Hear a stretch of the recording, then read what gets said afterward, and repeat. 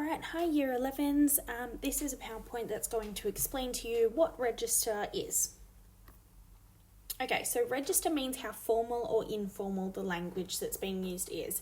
It refers to the style of language adopted by a speaker or writer to suit their purpose. You need to make sure that this goes into your notes and into your scrapbooks, please. When we use language in different contexts, we will change how formal our language is in order to suit the setting, the topic of conversation, the audience, and other contextual factors.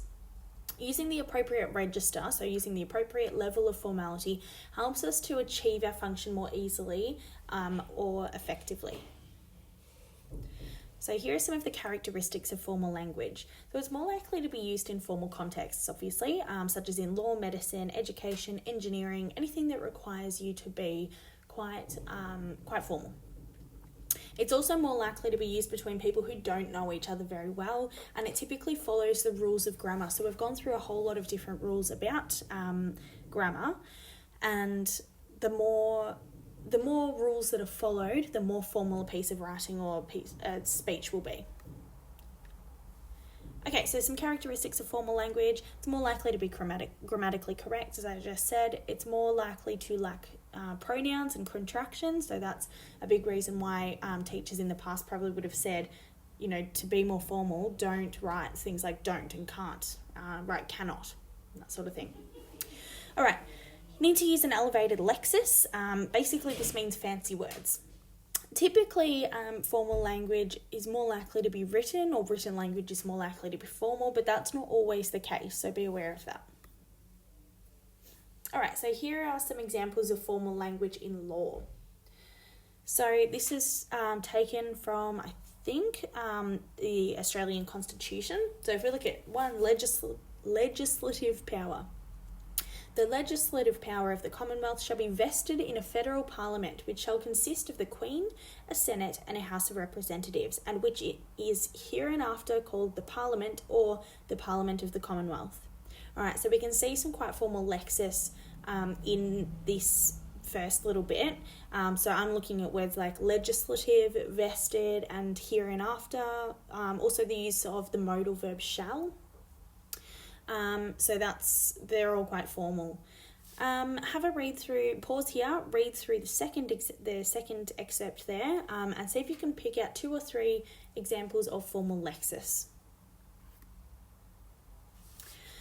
Okay, formal language in medicine. I'm just going to read the first sentence to you. So, lymph and chyle.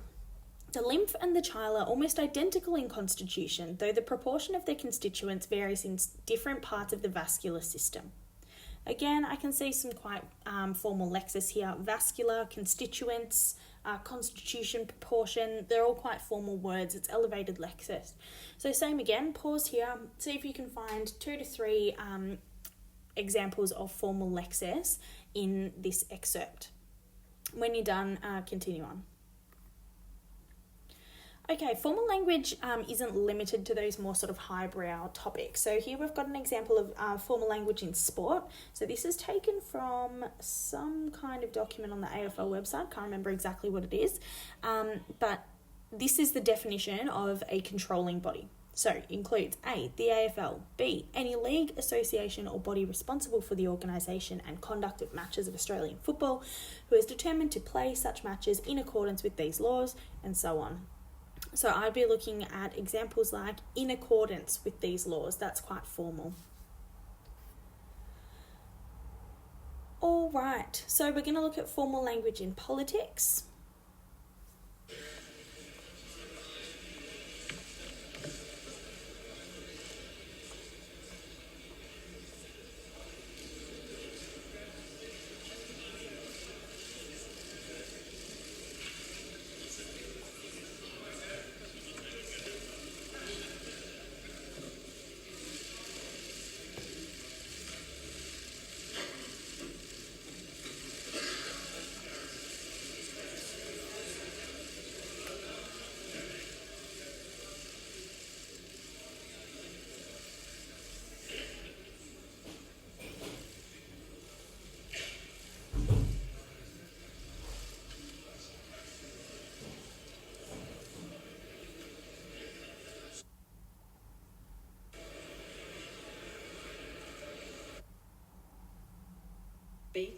found in policies which reward hard work and individual effort, and which encourage personal aspiration and ambition.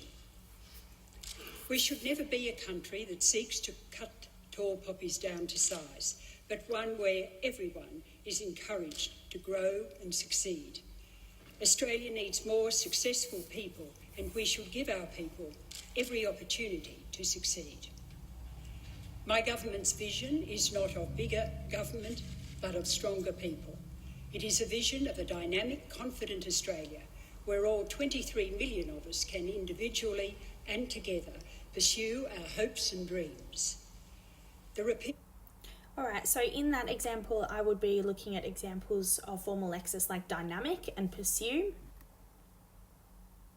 All right, now I want you to pause here and have a think about why has formal language been used in these examples? So what is it about the context of each of these scenarios that makes